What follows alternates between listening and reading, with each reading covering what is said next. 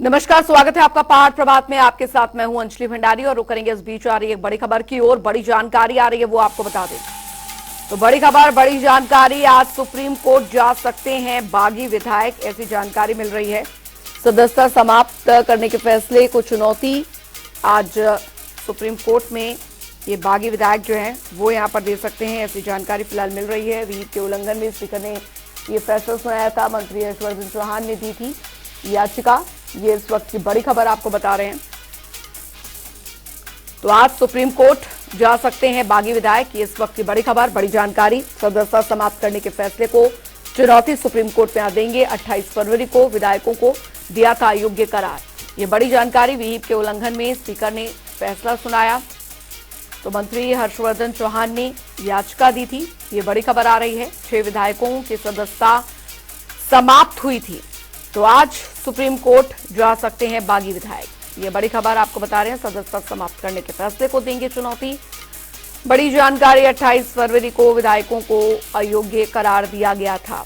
Whip के उल्लंघन में स्पीकर ने ये फैसला सुनाया था और अब इसके खिलाफ जो है याचिका दायर की गई इन बागी विधायकों द्वारा। ये बड़ी खबर आपको बता रहे हैं, बड़ी जानकारी आपको दे रहे हैं। सदस्यता समाप्त करने के फैसले को चुनौती देंगे। 28 फरवरी को विधायकों को अयोग्य करार दिया गया था। व्हीप के उल्लंघन में स्पीकर ने यह फैसला सुनाया था। मंत्री हर्षवर्धन चौहान ने याचिका दी थी। ये बड़ी खबर आपको बता रहे हैं। तो आज सुप्रीम कोर्ट जा सकते हैं बागी विधायक, ये इस वक्त की बड़ी खबर। ये बागी विधायक जिन्होंने राज्यसभा चुनाव के दौरान क्रॉस वोटिंग की थी और हिमाचल ब्यूरो चीफ विकास शर्मा हमारे साथ इस बीच जुड़ गए हैं ज्यादा जानकारी के साथ। विकास, जानकारी ये कि आज ये बागी विधायक जो हैं वो सुप्रीम कोर्ट का रुख कर सकते हैं। देखिए, बिल्कुल, और लगातार संपर्क जो है वो हमारी तरफ से किया जा रहा है कि जो 6 बागी हैं जो कि चंडीगढ़ के निजी होटल में हैं, वो लगातार जो है अपनी कानूनी प्रक्रिया की तरफ अब आगे बढ़ रहे हैं। क्योंकि देखिए, सदन के अंदर जो है 28 फरवरी की अगर हम बात करें तो इन सभी विधायकों को जो है वो अयोग्य करार दिया गया था सदन के अंदर। क्योंकि जो संसदीय कार्य मंत्री हैं हर्षवर्धन चौहान, उन्होंने प्रस्ताव जो है वो सदन के अंदर स्पीकर के जरिए रखा था कि जो व्हिप जारी करने के बाद भी इन्होंने जब बजट पारित किया जाना था तब इनकी मौजूदगी होनी चाहिए थी, जबकि ये वहां पे अनुपस्थित थे। तो अगर व्हिप जारी करने के बाद भी अगर इस तरह की गतिविधियां सामने आई हैं तो ये सीधे तौर पर व्हिप का उल्लंघन है। और इसी को मद्देनजर रखते हुए कुलदीप सिंह पठानिया जो कि स्पीकर है हिमाचल प्रदेश के विधानसभा के, उन्होंने ये फैसला अपना सुनाया था कि अब इनकी सदस्यता जो है वो अब यहाँ से रद्द की जाती है और ऐसे में अयोग्य उनको करार दिया था। अब इसी चीज को लेकर जो है सुप्रीम कोर्ट या हाई कोर्ट जाने की लगातार बात सामने आ रही थी, चर्चा सामने आ रही थी, जिसके बाद अब ये फैसला जो है उनकी तरफ से लिया गया है। सूत्र हमारे ये भी बताते हैं कि ज्यादातर जो विधायक हैं वो सुप्रीम कोर्ट जाने के ही हक में है कि वहां से कोई रिलीफ इन्हें मिले और जिससे इनकी सदस्यता जो है वो वापस बहाल हो पाए। लेकिन ये बिल्कुल साफ कर दिया गया है कुलदीप सिंह पठानिया जो स्पीकर हैं विधानसभा के, उनकी तरफ से भी कि अगर इस तरह से फैसला जब सुनाया गया है तो इसे वो खुद भी वापस नहीं ले सकते।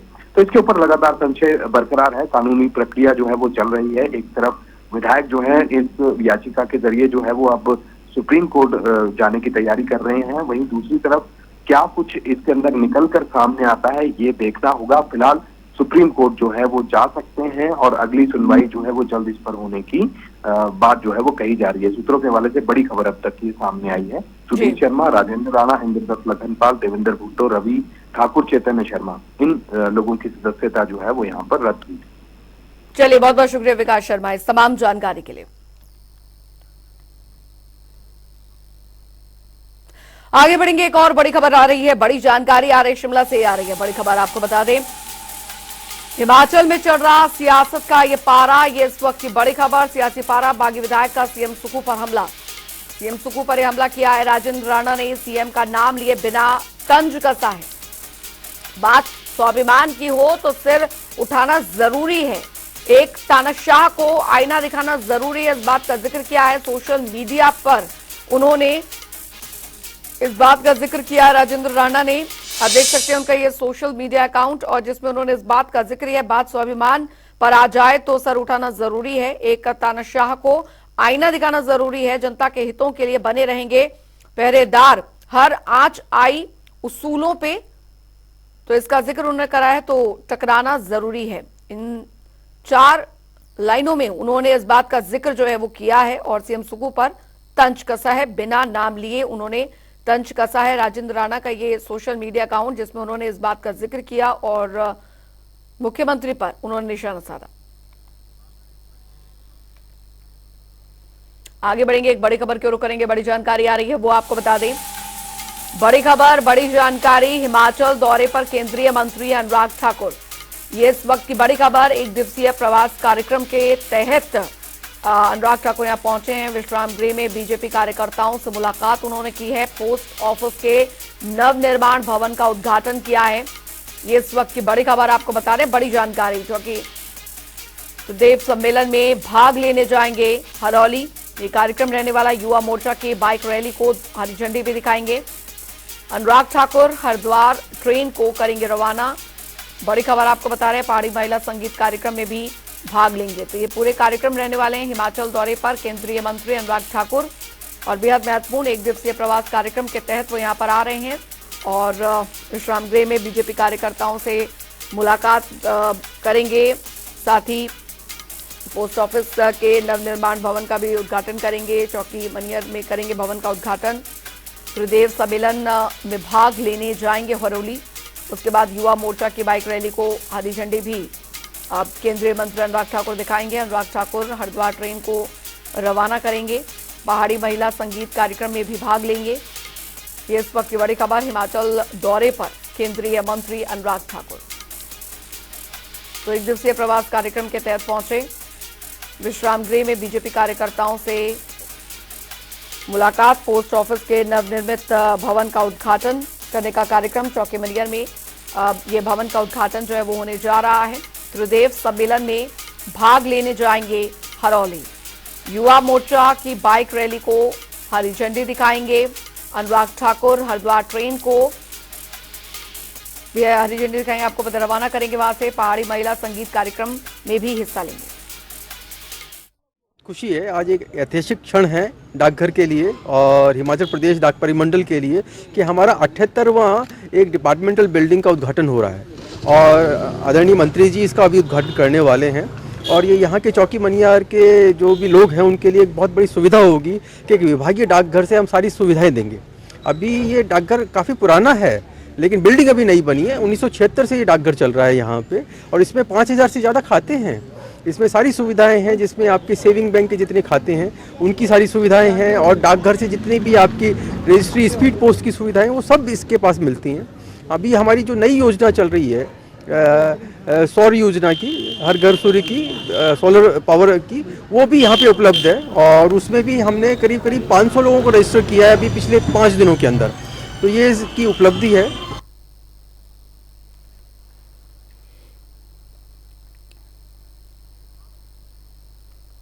बढ़ेंगे आगे। उधर पल्स पोलियो अभियान को लेकर स्वास्थ्य विभाग ने पोलियो बूथ में कार्यक्रम आयोजित किया गया। कार्यक्रम में बतौर मुख्य अतिथि पहुंचकर सीएमओ सिरमौर डॉक्टर अजय पाठक ने बच्चों को पोलियो की दवा पिलाकर जिला स्तरीय अभियान का शुभारंभ किया। इसी को लेकर सीएमओ सिरमौर डॉक्टर अजय पाठक ने कहा है कि पल्स पोलियो अभियान के तहत सिरमौर के दरअसल 5 वर्ष तक के आयु तक के जो बच्चों को लगभग 60,000 पोलियो जो है खुराक पिलाने का लक्ष्य रखा गया है।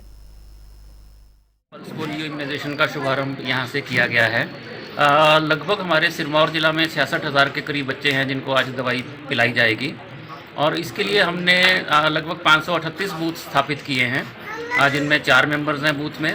3 मेंबर्स बैठ के दवाई पिलाएंगे, बच्चों के हाथ पे निशान लगाएंगे और 1 मेंबर जो है वो गाँव में जाके लोगों को मोबिलाइज करेगा, बच्चों को साथ लेके आएगा।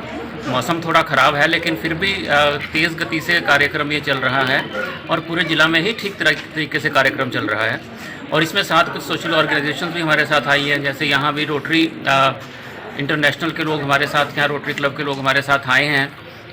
इनकी टीम्स घर घर जाकर भी लोगों को मोबिलाइज कर रही हैं और ये हमारे जो कर्मचारी हैं जो सारा दिन यहाँ बैठेंगे, सारा दिन काम करेंगे, उन्हें फूड के पैकेट्स भी उपलब्ध करवा रहे हैं।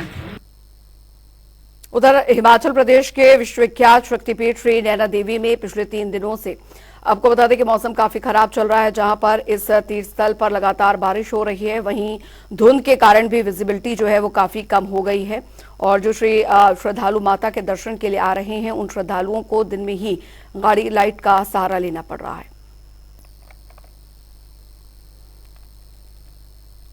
चलिए रुक रहे हैं छोटे से ब्रेक के लिए, फौरन लौट रहे हैं।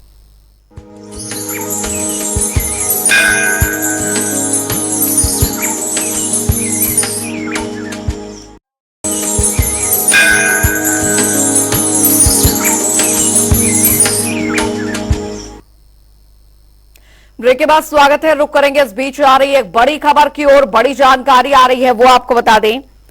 तो बड़ी खबर, बड़ी जानकारी, दिल्ली दौरे पर मंत्री विक्रमादित्य सिंह। जी हां, विक्रमादित्य सिंह दिल्ली दौरे पर। सूत्रों के हवाले से इस वक्त की बेहद बड़ी खबर, दिल्ली में केंद्रीय नेताओं से करेंगे मुलाकात। अब हिमाचल में जो घटनाक्रम चल रहा है, सियासी घटनाक्रम चल रहा है, उस बीच विक्रमादित्य सिंह, मंत्री विक्रमादित्य सिंह का ये दिल्ली दौरा और ऊपर से केंद्रीय मंत्रियों से मुलाकात का ये जो दौर है वो काफी कुछ बता रहा है, काफी कुछ बयां कर रहा है। दिल्ली दौरे पर मंत्री विक्रमादित्य सिंह, ये बड़ी खबर आपको बता दें। सूत्रों के हवाले से इस वक्त की जो बड़ी जानकारी आ रही है वो ये कि दिल्ली में केंद्रीय नेताओं से मुलाकात कर सकते हैं।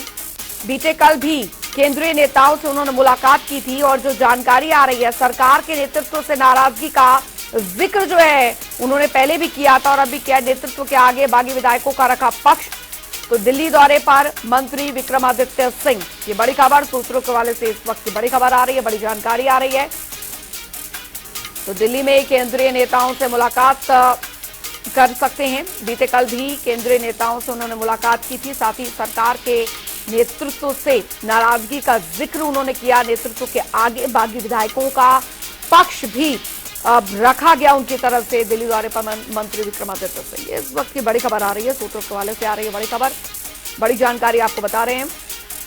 दिल्ली में केंद्रीय नेताओं से मुलाकात यहां पर कर सकते हैं और जो जानकारी आ रही है वो आपको बता रहे हैं। बीते कल भी केंद्रीय नेताओं से उन्होंने मुलाकात जो है वो की थी और सरकार के नेतृत्व से नाराजगी भी जाहिर की थी। नेतृत्व के आगे बागी विधायकों का जो पक्ष है वो भी उनकी तरफ से रखा गया था। इससे पहले भी जब सियासी घटनाक्रम हो उस दौरान भी उन्होंने मीडिया के सामने जो अपना दर्द है वो यहाँ पर जिक्र किया था। बढ़ेंगे आगे, आपको बता दें कि 7 मार्च से धर्मशाला के अंतर्राष्ट्रीय क्रिकेट स्टेडियम में भारत और इंग्लैंड टीमों के बीच में टेस्ट मैच खेला जाना है। इसको लेकर एचपीसीए ने दरअसल अपनी सभी तैयारियां भी पूरी कर ली है। मौसम विभाग के अनुसार 5 मार्च से लेकर 12 मार्च तक मौसम साफ बने रहने का अनुमान लगाया गया है। हालांकि अभी धर्मशाला में मौसम खराब बना हुआ है और लाहौर पर्वत श्रृंखला पर ताजा हिमपात भी हो रहा है, जिस कारण तापमान में भी गिरावट दर्ज की गई है। वहीं इस मैच को देखने के लिए भारत सहित इंग्लैंड से भी क्रिकेट फैंस धर्मशाला स्टेडियम में पहुंचेंगे।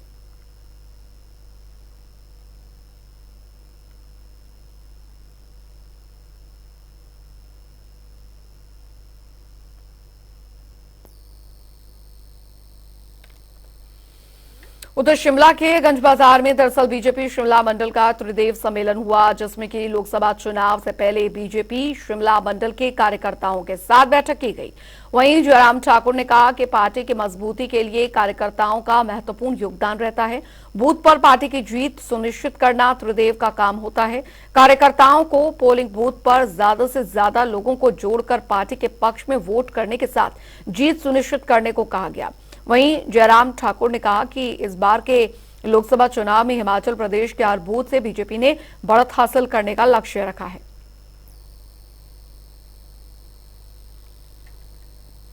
उधर सिरमौर के गांव जामल में आसमानी बिजली गिरने से एक मकान जलकर राख हो गया। गनीमत ये रही कि इस घटना में कोई जानी नुकसान नहीं हुआ। आसमानी बिजली गिरने से पीड़ित परिवार का लाखों का नुकसान हो गया। जानकारी के मुताबिक कमरे में जोरदार धमाके के साथ आग की लपटें उठने लगी और देखते देखते आग ने पूरे मकान को अपने आगोश में ले लिया। हालांकि हादसे में दया देवी आंशिक रूप से घायल हुई हैं। फिलहाल अभी आग लगने के कारणों का पता नहीं चल पाया।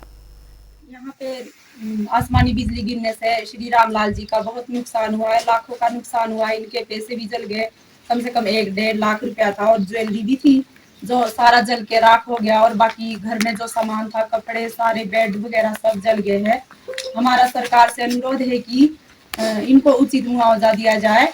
हमने मौके का मुआयना किया है, पटवारी जी, उप प्रधान जी और गांव के सभी लोग यहाँ पे इकट्ठे हुए हैं और हमने बड़ी मुश्किल से आग बुझाई है। इसलिए सरकार से अनुरोध है कि इनको उचित मुआवजा दिया जाए। चलिए इसी के साथ पहाड़ प्रभात की खबरों में अभी के लिए फिलहाल इतना ही। वक्त एक छोटे से ब्रेक का।